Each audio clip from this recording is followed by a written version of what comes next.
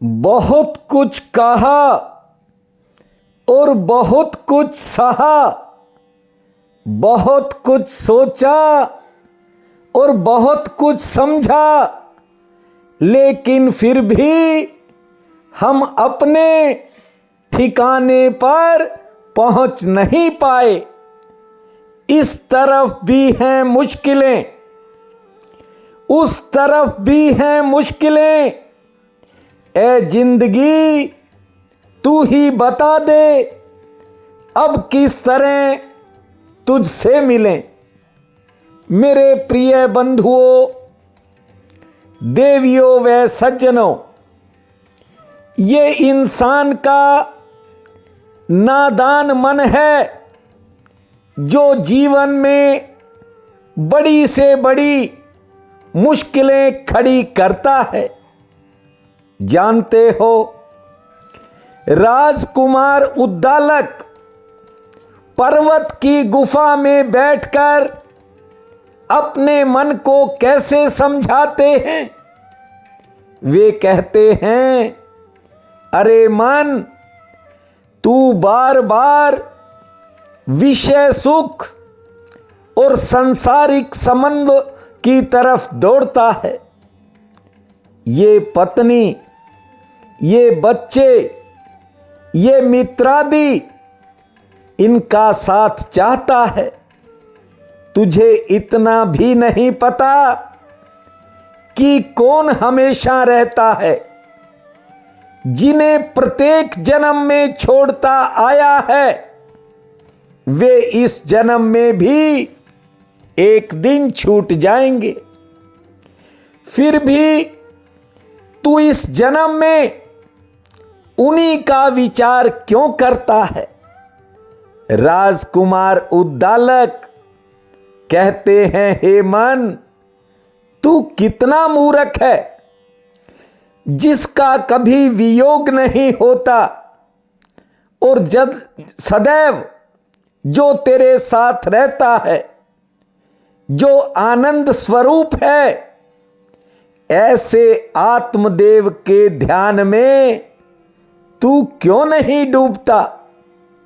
इतना समय और जीवन तूने बर्बाद कर दिया। अब तो शांत होकर बैठ जा, थोड़ा तो पुण्य कमाने दे।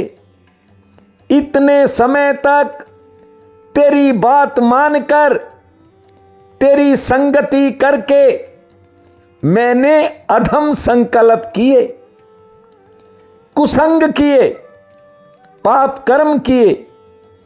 अब तो बुद्धिमान बन, अंतर्मुख हो और पुरानी आदतों को छोड़ दो। दरअसल बंधुओं, ये जीवन है, इसमें सही प्रश्न क्या है, ये ज्यादातर लोगों को पता ही नहीं है।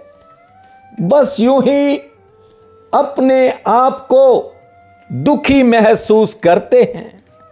आज आपको एक कथा सुना रहा हूं, बात समझ में आ जाए तो जिंदगी के रास्ते आसान होते चले जाएंगे। ध्यान से सुनो।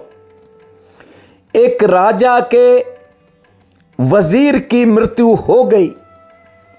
अब जब भी कोई वजीर मरता है तो नया वजीर चाहिए, और उस नए वजीर के लिए बुद्धिमान लोग खोजे जाते थे। परीक्षाएं होती थी। कहते हैं कि अंतिम परीक्षा में 3 आदमी खोजे गए जो राजधानी के वजीर बनने के लायक थे। अंतिम परीक्षा थी। अब तीनों तैयारी करने का मन बनाकर बैठे थे। परीक्षा क्या थी, पहले आप उसे समझ लीजिए। राजा ने एक कमरा बनवाया था और उस कमरे के बाहर एक अद्भुत ताला लगाया था। ये ताला मैथमेटिकल पजल थी। वह पजल भी उस पर खुदी हुई है। जो उसको हल कर देगा, जो ताला खोल देगा, उनमें से जिसने भी खोला वो वजीर हो जाएगा। ये शर्त सुनते ही उनमें से दो भाग पड़े।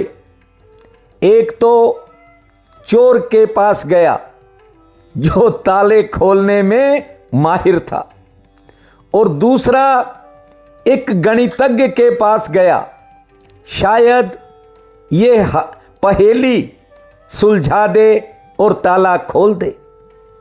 बंधुओं, इसके अलावा भी वे दोनों इधर उधर भटकते रहे ताकि कोई ताले खोलने की विधि बता दे। लेकिन उनमें से एक ऐसा था जो आराम से गाने गा रहा है, चादर ओढ़कर सो रहा है। बड़ी गहरी कथा है। आप समझेंगे तो शायद आपकी भी किसी उलझन का हल निकल जाए। जानते हो, तीनों को एक कमरे में बंद कर दिया। बंद करके राजा बाहर आ गया और कह दिया कि दरवाजे पर ताला लगा है, जो भी ताला खोल देगा, बाहर आ जाएगा, वो इस राज्य का वजीर बन जाएगा। अब दो तो प्रयास में लगे थे, लेकिन तीसरा रात भर सोया रहा। एक कोने में आंख बंद करके बैठ गया। दो जो थे वे क्या, एक तो किताब छिपा कर लाया था अपने कपड़ों के भीतर, जैसे अक्सर बहुत से विद्यार्थी किताबें छिपाकर परीक्षा हाल में ले जाते हैं। और दूसरा किसी चोर से ताला खोलने की विधि सीख करके आया था। हिसाब किताब लगा रहा है, पसीनों पसीन हो रहा है। जानते हो, उसी समय जब जो समय दिया था, राजा आया और उन दोनों को गर्दन से पकड़ा। कहने लगा, मूर्खो, किस हिसाब किताब में उलझे हो?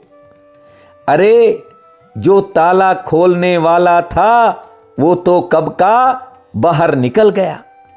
जानते हो, इस दरवाजे के ताला नहीं था, दरवाजा अटका हुआ था, केवल अटका हुआ था। और बुद्धिमान इंसान का पहला लक्षण यह है कि वह पहले ये देखे कि सवाल है भी या नहीं।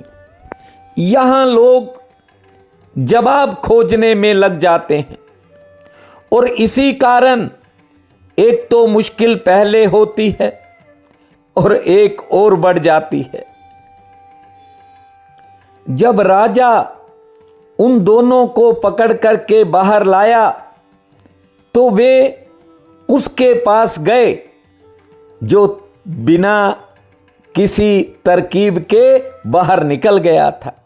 जानते हो, दोनों ने उससे कहा कि हमने बड़ी तैयारी की थी। अरे, तूने तो कुछ भी नहीं किया था, तू तो सोया ही रहा, फिर तूने ये विजय कैसे प्राप्त की? उस व्यक्ति ने कहा कि जब मैं कमरे में आकर बैठा तो मैंने देखा कि ताले तो हमारे बाप दादा ने कभी खोले ही नहीं, और वे अगर खोल ही लेते तो राजा हो जाते, उनका बेटा वजीर क्यों होता? अपना तो काम नहीं है यह, लेकिन मैं तो आंख बंद करके बैठ गया और मैंने ठंडे दिमाग से सोचा कि पहले ये तो देख लूं कि ताला लगा भी है कि नहीं। मैं गया और ताला खोलकर बाहर निकल गया, क्योंकि ताला तो लगा ही नहीं था। बंधुओं, मैं सुबह से शाम तक बहुत बहन भाइयों को सुनता हूं। कुछ लोगों की बातें तो ऐसी होती हैं जो वास्तव में मुश्किल होती ही नहीं, दुख वहां होता ही नहीं, दर्द वहां है ही नहीं, बस यूं ही परेशान हैं। और सच्चाई ये भी है कि उन्हें पता ही नहीं कि परेशानी क्या चीज होती है। आपको बता दूं, निज धर्म कहता है कि परमात्मा का दरवाजा भी दरवाजा नहीं है कि वहां किसी ताले या चाबी की जरूरत हो। बिल्कुल अटका है, और वह किसी किताब की विधि से नहीं खुलेगा। वह तो आपकी प्रतीक्षा कर रहा है। इसलिए ये बेकार की बातें छोड़ो। उसका द्वार बिना किसी विधि के ही खुल जाता है। एक बात और आपको बताता हूं, जिंदगी में जो भी महत्वपूर्ण है वह सब बिना विधि के ही होता है। जरा देखिए, ना तो प्यार किसी विधि से होता है, ना सत्य किसी विधि से होता है, ना संगीत किसी विधि से होता है। जीवन में जो भी महत्वपूर्ण है वो विधि के बाहर है। एक बात और ध्यान रखना, इस जीवन में जो भी क्षुद्र है, छोटा है, वह विधि के भीतर है। इसलिए यदि विधि से पाने चलोगे तो छोटी चीज मिलेगी, और बिना विधि के यदि कूदने का साहस बना लिया तो एक दिन आपको विराट भी मिल सकता है। लेकिन यहां बताने वाले, समझाने वाले लोगों को इस कदर डरा रहे हैं कि मानो ये कार्य ना किया तो सब कुछ बर्बाद हो जाएगा। बंधुओं, किस प्रकार दीनहीन और भोले भाले लोगों के साथ व्यवहार होता है आप सोच नहीं सकते। डर ही डर फैलाया जाता है। वर्षों से आप ये सूत्र सुनते हो, जानते हो। ये सूत्र मुर्दे में जान फूंक सकते हैं, और आप तो उस परमात्मा के दिए हुए श्वास ले रहे हो।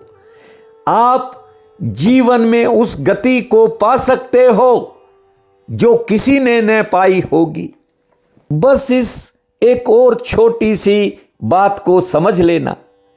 जॉर्ज बर्नार्ड शाह, ये नाम हो सकता है आपने सुना हो, जानते हो।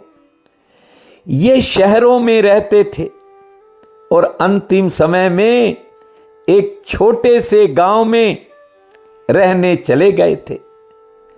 जानते हो, किसी पत्रकार ने पूछा कि आपने ये गांव क्यों चुना, तो बर्नार्ड शाह ने कहा, एक दिन मैं कब्रगाह के पास से गुजर रहा था और मैंने उस कब्र पर एक शिला पर लिखा कुछ देखा। पत्रकार ने पूछा कि ऐसा आपने क्या देखा, तो बर्नार्ड शाह ने कहा, उस पर लिखा था, यह आदमी 110 वर्ष की उम्र में मरा और इसकी मृत्यु असामयिक थी। इसलिए यह गांव रहने के योग्य है। यदि यहां के लोग सोचते हैं कि 110 की उम्र में मरना भी असामयिक है, तो यहां रहना अच्छा है। और वास्तव में बर्नार्ड शॉ बहुत लंबे समय तक जिए, लेकिन यहां लोग ऐसी ऐसी क्षुद्र, ऐसी ऐसी छोटी बातों पर कहते हैं मैं मर जाऊंगा, मैं आत्महत्या कर लूंगा। जरा सा नुकसान हो जाए लोग सिर पकड़कर बैठ जाते हैं। और एक बात यह भी है कि यहां लोगों के मन में यह धारणा है कि 60-70 के हो गए, बस अब जाने का समय आ गया। ये देखिए कितना कमजोर मनोबल है, कितनी कमजोरी है मन की। ठीक से मेरी बात को समझिए। मन में ये निश्चित लोग कर लिया है कि अधिकतम आयु 70-80 वर्ष है। ये कमजोर सोच है बंधुओं। यदि लोग इकट्ठे होकर ये सोचने लगे कि इतनी जल्दी मरने की कोई आवश्यकता नहीं है, तो कोई भी आदमी 300 वर्ष जी सकता है। यदि पूरी दुनिया निश्चित कर ले कि 300 वर्ष अधिकतम है, तो शरीर 300 वर्ष भी जी सकता है। निज धर्म कहता है, मेरी बात को ध्यान से सुनिए। निज धर्म कहता है, यदि आप अपनी धारणा को बदल लें तो आपके भीतर बड़े परिवर्तन हो सकते हैं। आपके मन की, आपके भीतर की धारणा बदलेगी तो स्वयं के पुनर्निर्माण की क्षमता है। और वह पुनर्निर्माण अपने आप होता है। अपने आप दोबारा दांत आ सकते हैं, दोबारा बाल काले हो सकते हैं, क्योंकि भीतर अपने आप को पैदा करता चला जाता है। वह चल सकता है, लेकिन ये एक समूहगत सम्मोहन है। और मृत्यु की आकांक्षा दोनों जुड़ जाते हैं, ये दोनों एक हो जाते हैं। और थोड़ा इस सूत्र को गहरे से समझिए। यदि जीवन को वासनाओं की जरूरत है, तो मृत्यु को भी वासनाओं की जरूरत है। इसलिए हम कभी नहीं कहते कि श्री कृष्ण की मृत्यु हुई, हम कहते हैं वे समाधि में गए। बात को ठीक से समझ लीजिए। एक व्यक्ति जो कि जीवन की कामना भी नहीं करता, तो वह मृत्यु की इच्छा कैसे कर सकता है? यदि वह इतना वासना रहित हो गया है कि जीवन भी असंभव हो गया है, तो याद रखना मृत्यु भी असंभव हो जाएगी। लेकिन यहां ज्यादातर लोग अंधों की तरह चल रहे हैं, बहरे हुए बैठे हैं। भीतर का सत्य उन्हें दिखाई ही नहीं पड़ता, बस बाहर की दुनिया देख रहे हैं। पदार्थ दिख रहा है, परमात्मा नहीं दिखता। दृश्य तो दिखाई पड़ता है, लेकिन जो अदृश्य है वह दिखाई नहीं पड़ता। निज धर्म कहता है कि परमात्मा ही इस पदार्थ का आधार है, और आत्मा के बिना क्षण भर भी शरीर नहीं जी सकता। इधर उड़ गया पंछी, उधर ये लोग जलाने के लिए ले जाते हैं और फिर रह जाती हैं हड्डियां जिन्हें फूल कहते हैं। और आप गौर से देख लीजिए, कोई उन फूलों को अपने घर में नहीं लाता। बस इतना ही सारा संबंध है। जो जाग जाता है वो पा लेता है, जो सो जाता है वो बार बार रो लेता है। आज ज्येष्ठ कृष्ण पक्ष की अष्टमी है। बहुत बड़ा पावन काल रहेगा। उठते ही धरती मां को प्रणाम करना, उसके पश्चात 8 बार लंबी श्वास छोड़ना, 40 बार ताली बजाना, 2 मिनट आंख बंद रखने के बाद खुले आसमान को देखना, पक्षियों को दाना पानी डालना, सूर्य नारायण को जल देना और तरल पदार्थ कोई कोक लिम्का, कोई शिकंजवी, कोई जल का दान करना। संध्या के समय भगवती के चरणों में दीप जलाना। जय जय जननी जय मां भूमा, इस महामंत्र को जपना। समय आपका भाग्यशाली रहेगा।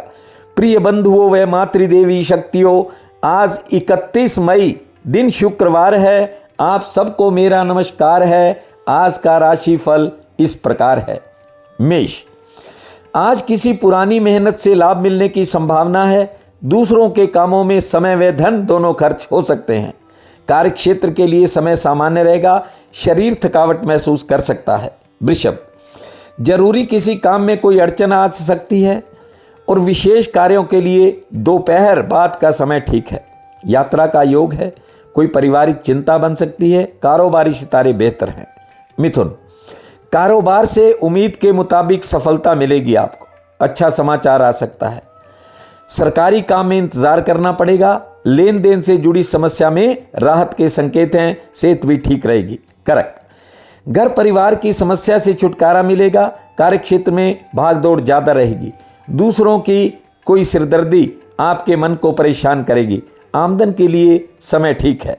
सिंह, आज कार्यक्षेत्र में उतार चढ़ाव रहेगा, लेकिन आपको करीबी लोगों का सहयोग मिल सकता है। सेहत पक्ष मामूली नरम है और किसी विशेष योजना पर विचार होगा। मन में किसी बात को लेकर दुविधा भी आ सकती है।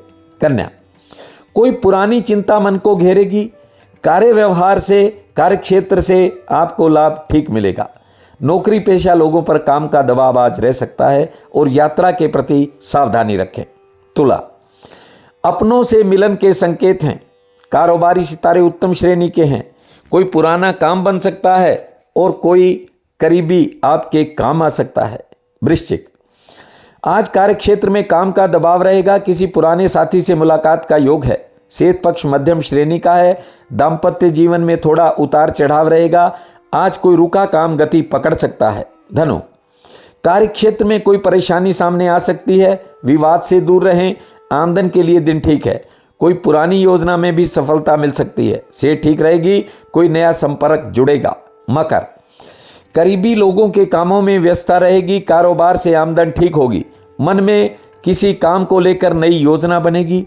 लेन देन से जुड़ी समस्या थोड़ा मन को परेशान रख सकती है। सेहत पक्ष नरम है। कुंभ, किसी पुरानी कठिनाई से आज छुटकारा मिलेगा। कार्यक्षेत्र में कोई नया मौका मिल सकता है। किसी निजी चिंता की परेशानी मन को कुछ समय परेशान रख सकती है। कारोबारी सितारे ठीक है। मीन, आमदन के लिए आज का समय सामान्य है। मन में विचारों की उथल पुथल रहेगी। किसी काम को लेकर असमंजस बनेगी। कोई रुका हुआ काम गति भी पकड़ सकता है और कुछ नए लोगों से संपर्क जुड़ेगा। आज का ये दिन आप सबके लिए अति शुभ फलदायी हो, यही मेरी कामना है। आप सबका बहुत बहुत धन्यवाद।